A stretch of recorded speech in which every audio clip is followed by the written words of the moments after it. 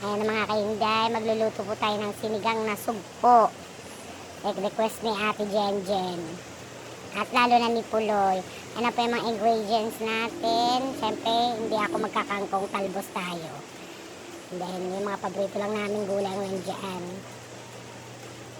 Meron tayong konting sitaw, labanos. Siyempre, naglalagay pa rin ako ng tanglad kahit sinigang para matanggal yung langsa. Kaya ito na. And then yung sabaw ko dyan, yung kinagugasan ng bigas. Yan, yung mga paborito naming sugpo. Mga 1 kilo lang yan. Ulam na yan hanggang tanghalian. Hanggang gabi na rin. So yan. Ikot muna tayo ng ating mga ingredients. May dahon din ako ng sibuyas dyan. Yan, kumukulo na siya. Pinakulan ko na dyan yung kamatis, tanglad, luya. Para lasang-lasa. Taglagay ako ng 2 cubes ng shrimp cubes. Yan. Lalong pangpalasa yan.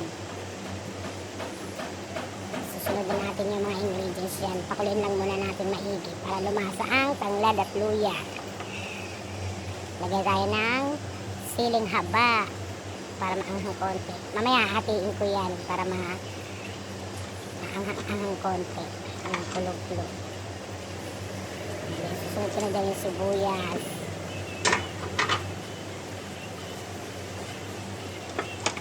Sarap talaga pag may tanglad eh. Saka maraming luya.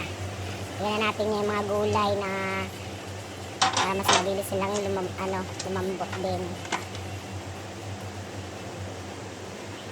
Pakulo ng pakulo. Sakto sa ulan. Panay na lang tayo ulan. Yan. Dami na naman kami mauubos na itong kanin. Sila lang pala. Bawal kami marami kanin.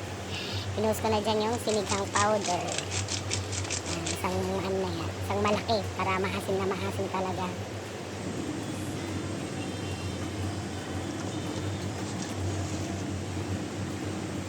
Ayan. Tapos lagay ako ng konting asin. Ayoko na magpatis kasi masobra na ng langsa. Asin lang tayo. Hindi naman din ako naglalagay ng bechin. Asin lang yan ang pampalasa ko. So yan, kulong-kulo na siya. Next na natin dyan yung talbos. Ihuhuli natin dyan yung sugpo. Kasi isang kulo lang yun. Yan na. Maraming talbos.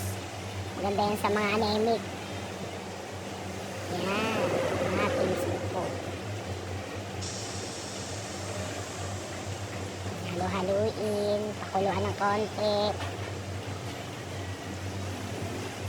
Sarap. Ito na. Isang kulo na lang uli yan. Then, lalagay na natin ang sugpo. Paborito ni Puloy na sugpo. Yan, yan. Lalagay na natin. Ipanghuli na po natin yan. Isang kulo lang yan. Kasi pag nasosobran sa kulo, ang hirap balatan.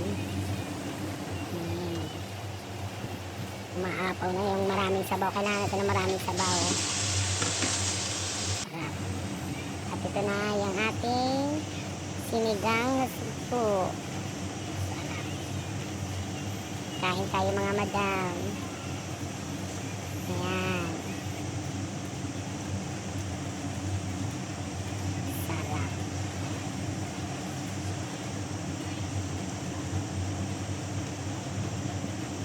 Sarap-sarap talaga ng sugpo. Bawi-bawi din sa mga bagets kasi wala silang pasok, makakain sila ng maayos. Yan, paparami na naman sila ng kanin. Yan ang gusto nila. Lagyan ko na yan ng dahon ng sibuyas. Dagdag lasa.